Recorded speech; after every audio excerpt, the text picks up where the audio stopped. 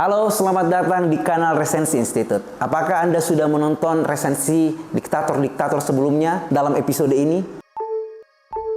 Sekarang saya akan membahas mengenai novel yang justru bukan mengenai diktator, melainkan penulisnya adalah diktator itu sendiri. Saya kerap kali mengira bahwa seorang diktator adalah pembaca yang buruk. Namun, Saddam Hussein mengubah stigma itu. Novel Tarian Setan ini adalah buktinya. Novel dengan latar belakang sejarah yang kuat tentu perlu didukung oleh kerakusan membaca yang akut. Bukan hanya itu, tetapi Saddam Hussein telah menulis 3 novel sebelumnya. Sabibah dan Sang Raja, Benteng Pertahanan, dan Pahlawan dan Kota. Semuanya ditulis Saddam Hussein sebagai alat perlawanan. Maka yang kita akan bahas ini mengenai Saddam Hussein, sastra dan novel sebagai alat perlawanannya. Tarian Setan, Akhraj Minha Ya Mal'un adalah novel keempat yang ditulis oleh Saddam Hussein, seorang mantan presiden Irak yang berkuasa selama 24 tahun yang mati di tiang gantung Amerika. Novel yang juga ditulisnya di tengah persiapan tentara koalisi Amerika yang ingin menggempur Irak. Selama masa kekuasaan Saddam Hussein, Irak mengalami banyak peperangan. Di antaranya Perang Teluk dengan Iran selama 8 tahun dan Perang Kuwait. Dengan keadaan ini pula, maka tulisan Saddam kental dengan nuansa perang. Saddam Hussein berkeinginan untuk membawa kejayaan Islam dengan Irak sebagai pusatnya, sebagaimana dinasti Abbasiyah pernah berjaya. Nahasnya, ia jatuh seperti Abbasiyah yang telah dilululantakkan oleh Hulagu Khan. Tarian Setan bercerita tentang kehidupan seorang lelaki bernama Haskil yang mengambil latar tempat dan waktu di Arab pada tahun 1500 sebelum Masehi. Haskil adalah satu dari 3 bersaudara yatim piatu yang dibesarkan oleh Ibrahim,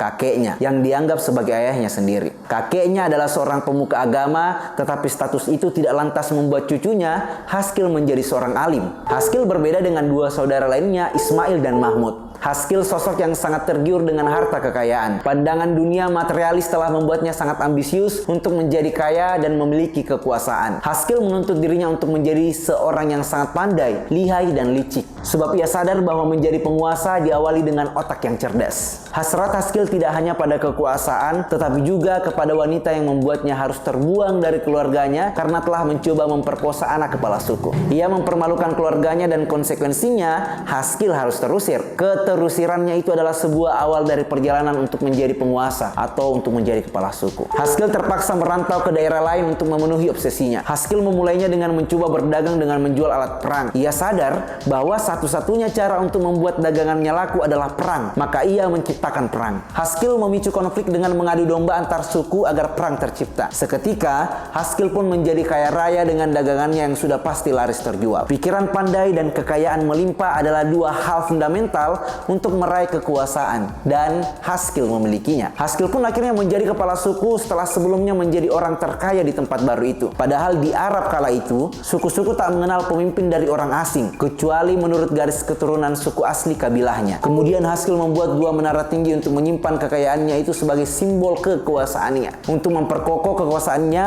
Haskil juga bekerja sama dengan seorang asing atau kelompok asing, dalam hal ini Romawi. Sebagaimana umumnya, harta dan tahta tidak lengkap tanpa wanita. Haskil pun akhirnya merencanakan untuk menikahi istri kepala suku sebelumnya yang menjanda akibat ditinggalkan suaminya, yang meninggal oleh sebuah pembunuhan terencana oleh Haskil sendiri. Tak lama berselang, penduduk setempat menyadari bahwa mereka perlu mengorganisasi perlawanan untuk mengambil alih kekuasaan. Akhirnya kekuasaan Haskil pun jatuh di tangan wanita yang bernama Nahwa, anak kepala suku yang tidak lain adalah pujaan hatinya yang tidak kunjung ia nikahi. Nahwa yang mengakomodir perjuangan perempuan di suku itu akhirnya berhasil membalaskan kematian ibunya yang dibunuh oleh Haskil. Saddam Hussein menyeratkan banyak hal dalam novel yang ditulisnya ini, bahwa perang terlahir karena ambisi kekuasaan. Perang dijadikan sebagai lahan bisnis elit global yang menjanjikan.